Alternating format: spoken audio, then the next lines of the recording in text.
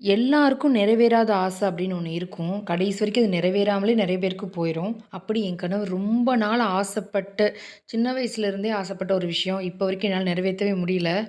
ஆனா, அதுக்கான முதல் ஸ்டெப்ப நான் எடுத்து வச்சிருக்கேன். இதோட ரேட் வெறும் ரூ. 100 தான். என்னைய பொறுத்தளவு நமக்கு மனசுக்கு பிடிச்சவங்களுக்கு ஏதாவது கிஃப்ட் குடுக்கணும் அப்படின்னா, நம்மளால என்ன முடியுதோ அத குடுக்கக்கூடாது.